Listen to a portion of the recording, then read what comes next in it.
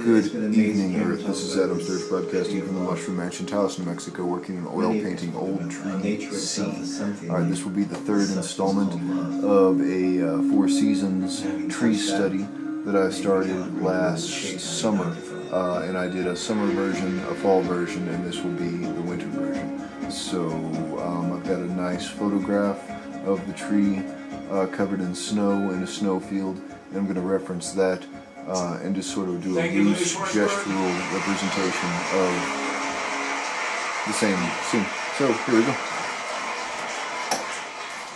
There's a cascade of research coming out, 2017, 2018. There's about 20 new articles. If you do Google Scholar Alerts or take students of this, there's a lot for, especially for treatment of psychiatric disorders for which there are no other drugs that are working. So interesting that it also changes our perception of the view of the environment. With the use of psychedelics predicts a pro-environmental behavior. This is a large-scale survey, 1,487 people. And then from the experiences with psilocybin, they felt more connected with nature. For us that hunt these mushrooms, when we pick these mushrooms, we understand the mycelial network that is underneath them. We are reconnecting literally to the web of life of nature. These fungal networks are the foundation of the food chain. They help steer the evolution of our ecosystems and indeed our own species. And for treatment-resistant depression, Article 2018, increased nature-relatedness and decreased authoritarian political views. Yet again, pranksters, we need you. And then Silicon Valley is now using psilocybin mushrooms for microdosing to increase coding ability. I have intimate personal knowledge of coders at some of the largest internet companies. You know all of these, you use them every day. And many of their coders are now doing tripping on psilocybin on a daily basis. Psilocybin and chocolate, by the way, that seems to be the preferred. And the psilocybin cubensis scale, you're looking at between 1/10, and 0.5 grams. So the threshold liftoff is 1 gram, you're getting pretty good dose, but 5 grams is the hero's journey on psilocybin cubensis. And they're doing doses, and then you acclimate it to it very quickly, you don't feel any change. I think the doses are a little bit high, but nevertheless, it speaks to what I call epigenetic neurogenesis. Maybe now this is the time for the next paradigm shift. Maybe this is the time now that we need to have an expansion in human consciousness to come up with the creativity, the codes necessary to solve the problems that we face today, which are monumental by every estimation. So now, a study that is in press right now, Dr. Roland Griffiths at Johns Hopkins is pushing for psilocybin to be rescheduled from Schedule 1 to a Schedule 4. Drugs have no potential, very low potential for abuse. And this study is in press. Roland and the team emailed me today. And this is something that I think we should really look at. Because if it is rescheduled from Schedule 1, not to Schedule 2, but to Schedule 4. And those of you who've tripped on these mushrooms, you know the experience after a Herculean hero's journey. The next day you look at the mushroom and you go, no way, I'm gonna touch those. I'm done. As Terrence McKenna said, when you get the message, hang up the phone, right? So these are not mushrooms of abuse potential. I do think they should remain legal in the sense that I don't want somebody driving down a country road. I live out in the country, tripping on cubensis. I think we need to have some type of structure there. Under controlled settings, of course, you don't want to be running a nuclear power plant, driving, flying an airplane, on these mushrooms. So reasonable constraints need to be put into place. So psilocybin agirescence, psilocybin cyanescence, and now look at the difference. Psilocybin cyanescence on the left there, psilocybin agirescence. Agirescence is a much larger species. So I've come up with something, and I dare to present this, and I'm presenting this now for the benefit of those people who have DEA licenses, who are chemists, and who will fully abide by the rule of law. Okay? That should cover me, I hope. But I discovered something very bizarre. I call it blue juice. And this is really antithetical to basic chemistry and analytical methods because you usually want to use solvents and heat to extract things better. But I found that if you chop fresh mushrooms up and you put them in a jar with ice cubes, and then you let the ice cubes melt over about 5 days, 33, 35 degrees, 1 to 2 degrees Celsius, then you can extract out the psilocybin and psilocin without extracting out the beta-glucans and all the heavy molecular weight sugars. And so you can isolate the psilocybin in cold water and make ice cubes for Burning Man.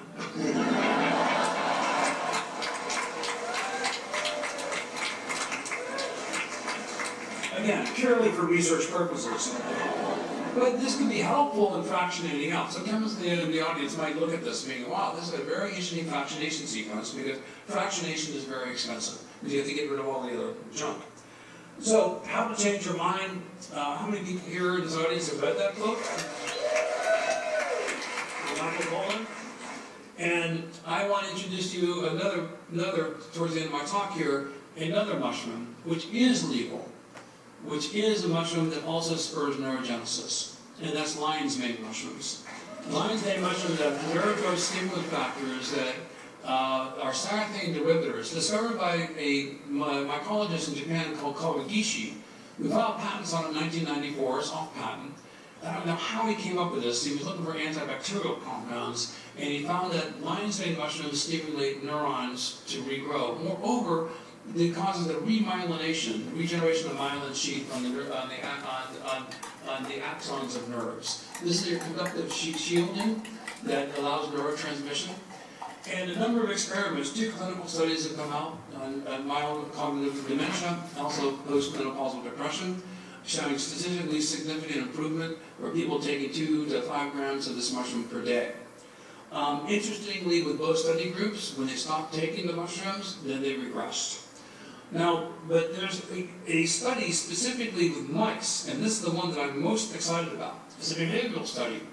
And what they did is initially they had mice, and they put them into an arena, and then they had an exit door, and it was a t-test. Basically, they go left to get the food, the right they wouldn't get the food. So very quickly, the 100 mice realized, oh, go left to get the food, so they got that. So they have really good stats on that. And then they inject them with a psychopeptide that induces amyloid plaque formation, which is the degeneration of the myelin sheath that substitutes with amyloid plaque that interferes in neurotransmission, typical of Alzheimer's patients. Upon death and resection, they look for amyloid plaque formation in the brain. They can see this, and this is symptomatic of Alzheimer's patients and the progression towards dementia. So, with those mice, when they inject them with the amyloid plaque, they would resect some of the mice, they would resect their brains, they would see the amyloid plaque formation. So they have the causative effect of the psychopeptide causing the amyloid plaque and the demyelination. Those mice then, when they went down the corridor, they then randomized. They couldn't remember, short-term memory was lost, they couldn't remember which way to go. So when they fed those mice then for about 22 to 23 days, their behavior changed, they re-remembered, and then they statistically significantly then chose the corridor that led to the food. Upon sacrificing those mice and resecting their brains, they found a massive reduction of amyloid plaque formation and remyelination on the axons. Another study, it's far more interesting to me, they did with the mice. They had the mice in the arena, they put in a toy, and the mice explored the toy. That was all good and dandy. And they put in a new toy, and now with clickers, they did how many points of contact with the mice. How many mice came up with a new toy, sniffed it, explored it, and they got a very, very large data sets. They did the same thing, injected the mice with the psychopeptide that caused the amyloid plaque formation, demyelination, and then when they put in the second toy, there's no interest. On those mice, they then fed the lion's mane mushrooms, and the aranacines are coming from the mycelium, so to be specifically here, aranacines come from the mycelium, hallucinones came from the fruit bodies. The aranacines are far more active than the hallucinones, they found out later. But when those mice then were given the lion's mane, then they then re-explored and rediscovered novelty, inquisitiveness, creativity. Creativity leads to happiness, happiness leads to creativity, depression leads to malaise and lack of creativity, doesn't contribute to society. So this is extraordinary, that this mushroom is perfectly legal and yet causes a massive, it's been described as the best nerve growth factors ever discovered in science thus far, causing remyelination and removing amyloid plaques. So this is a double-blind, placebo-controlled clinical patient that shows the cognitive function compared to the placebo group. And here's axons, and this is from Science Photo, and this shows what the amyloid plaque formation is on the neurons of an Alzheimer's patient. That is what's removed, and it interferes with signal transmission. Remyelination occurs upon consuming the mushrooms. So here's more lion's mane mushrooms. Now there are other ones called bear's head, Ricipia biatus, and coralloides. These are the ones you commonly have in the old growth forest, in the second growth forest around here in Oregon. So if you wanted to study psilocybin, $7,000 a gram to buy psilocybin clinically. And it's got to be 99.8% pure. Anything less than that, the impurities have to be studied. So there's a high benchmark, and so this is very, very expensive. So I'm presenting to you a nootropic vitamin complex, a stacking formula for epigenetic neurogenesis, where you combine psilocybin and aridacines, or psilocybin mushrooms and lion's mane mushrooms, and you're stacking it with niacin, nicotinic acid. Now I came up with this formula because it was well known, and I've got more of the senior people in the audience, I can't quite see all of you. How many of you remember in the 60s and 70s that if you want to come down from a psilocybin mushroom or an LSD trip, you would take niacin? Does anybody remember that? A show of hands? Yeah, numbers of people. Well, so, it may not necessarily be true, but it was common knowledge.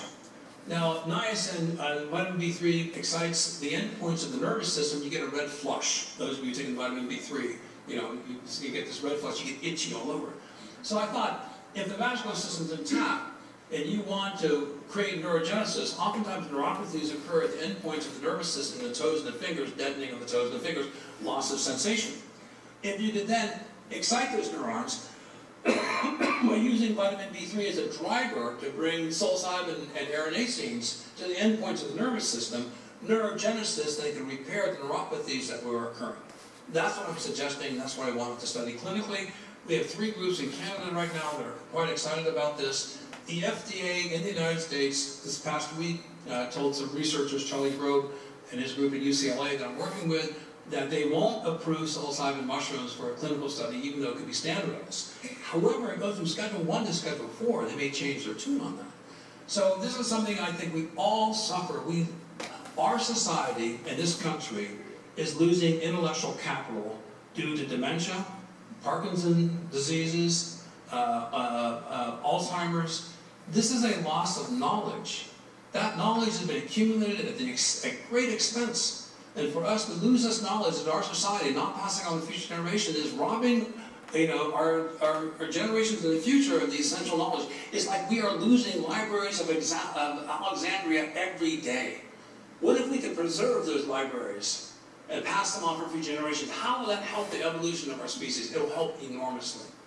So we all going to suffer from some form of neuropathy as we age.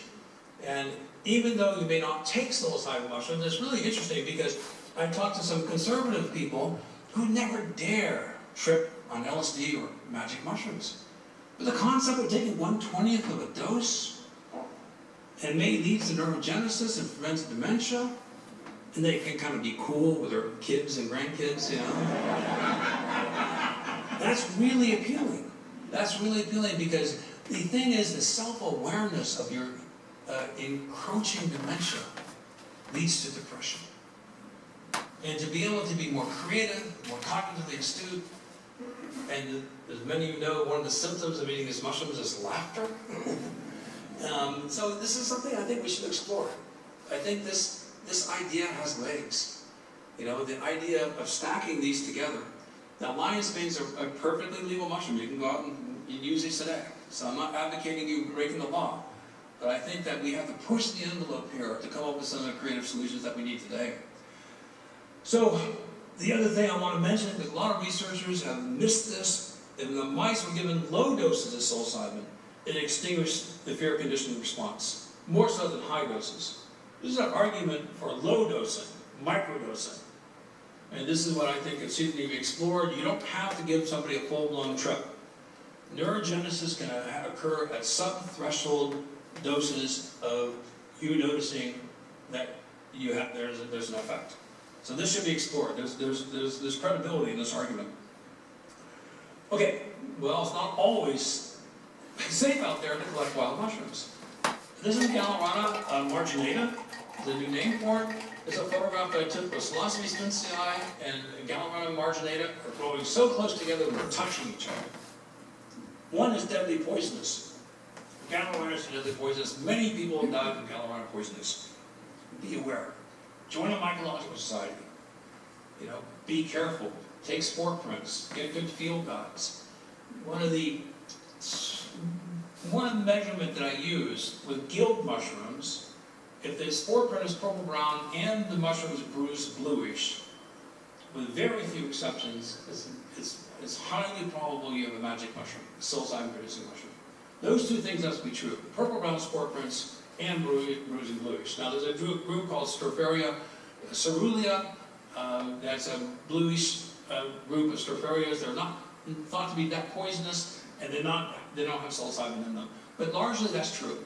If you have a purple brown spore print and the mushroom bruised bluish, it's likely to be a psilocybin mushroom. But you need to do further tests and have it authenticated by an expert. So there are some light brown mushrooms, light spore brown mushrooms, that are active. And this is Gymnopolis luteofolius. It's indigenous, is unique to alder trees here, and Alnus rubra, Alnus alda, in the Pacific Northwest. And this is a very rare species, very hard to identify, and it grows in very surprising locations. And here's a short clip of a very surprising location where I found it. Okay, this is July 8th, 2011, and it's just hard to believe that Paul Stamets' boat will be growing a psychoactive mushroom, but it's true. I know it's not the best specimen right now, but this is Gymnopolis luteofolius. It is unique to alder. It's a very rare species. In fact, most mycologists would not be able to identify it. I just happen to have a specialty in this area. And it's so weird because my friend Clay here, hey Clay, he said he found a mushroom going off of a boat, and he brought it to me from your friend, right? Varsity and I went both launch. And it was also Gymnopolis luteofolius. So it begs the question now, is this mushroom indigenous to Northwest boats? And I've never found this in the wild. I've seen it at a mycological society, but I go figure. Now, I'm not going to pick it, so I guess I'm not breaking the law. Or am I breaking the law because it's growing here and I know what it is? I don't know what to do. Anyhow, how bizarre. Gymnopolis luteofolius on Stamets' boat, and we've had more than one sighting of this on this boat, and more than one boat now, 2 boats. So, go figure. Now, this indeed may be why some of these species came over to North America from Europe. The pilgrims came over in boats, and then the boats were rotting, so they built houses out of it, and that became a mycological footprint on the shores of North America. Very possible. So, science on psilocybin is getting weird. It's so weird. So, I don't know if you know about this. Here's Massospora cicadinum. This is a cicada. Every 17 years they come out of the ground. And it turns out, and I saw these in Ohio all the time, I actually saw ones that would be moldy like this. And it turns out that that mold is packed full of psilocybin. And so cicadas, when they're breaking out in the Midwest, and they're getting this mold is packed full of psilocybin, it rots off their butt. And their butt falls off with the genitals.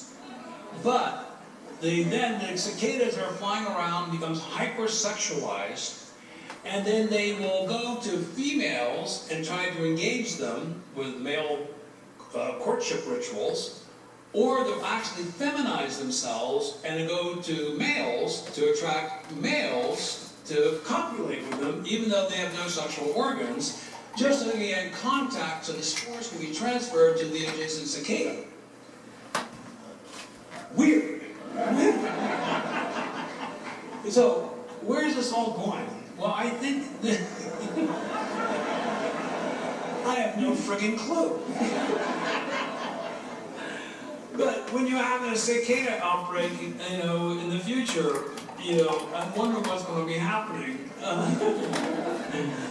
Because I don't know what to say, So, but I do want to say this, and I want to end my talk with something that's important, I think, to all of us.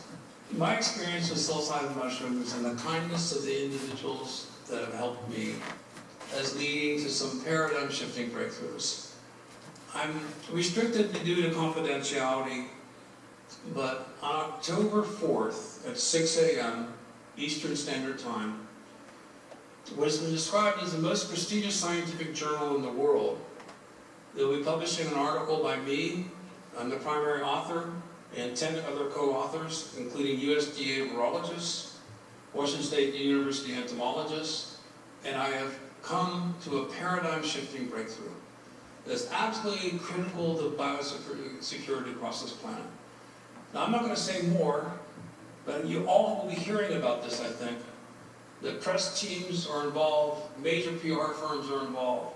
It's a testimonial to support the importance of biodiversity for the continued survival on this planet. And that natural products can be more powerful than pharmaceuticals or a broader bioshield of benefits with less adverse reactions. This is a wedge discovery that is paradigm shifting. I'm so honored to be the messenger of this. And this is something that some of you have gotten wind of if you've seen my other work. But it comes from my brain being affected positively, I believe, by psilocybin mushroom experience and the reverence I have for nature. So if we have the lights down, I just want to finish with this short 2-minute clip.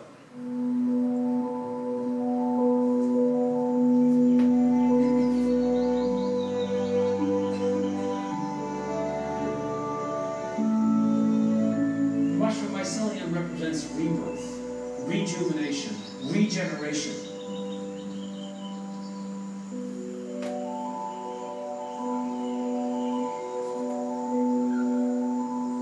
Fungi generate soil that gives life.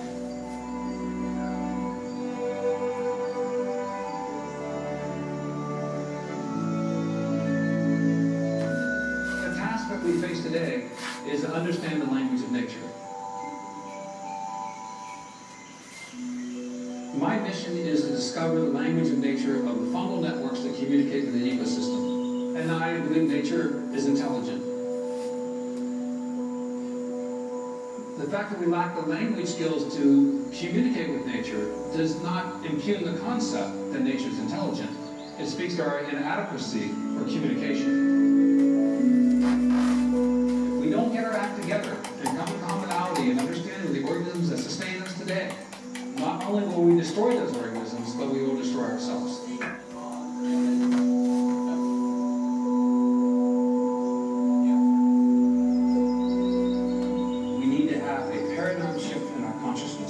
What will it take to achieve that? But I've been inadequate in the past to make a course change in the evolution of life on this planet. Okay, I tried. The fact is, I tried. How many people are not trying? If you knew that every breath you took could save hundreds of lives in the future, have you walked down this path of knowledge, wouldn't you run down that path of knowledge as fast as you could? I believe nature is a force of good. Good is not only a concept, it is a spirit. And so hopefully the spirit of goodness will survive. Are you on the bus or are you off the bus? Today is the day for the paradigm shift. I want to thank you all. Get on the bus. Thank you, pranksters. Thank you all. Let's go forward together.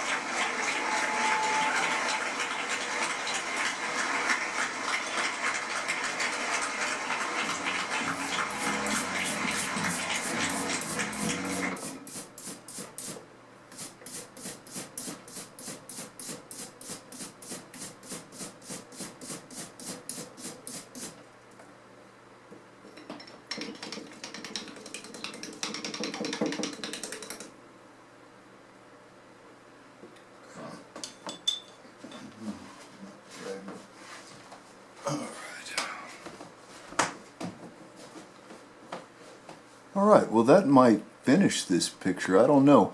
For a quick winter tree, I really like the loose gestural single stroke that makes up the trunk, and the surrounding details are developing nicely. So I'm going to study this for a minute and figure out if I'm just going to use this one process clip, condense it, and make a movie and go ahead and post this as a finished painting. I think I might. So anyway, that's Adam Sturch broadcasting from the Mushroom Ranch in Taos, New Mexico, working on oil painting Old Tree C. Have a good night, Earth.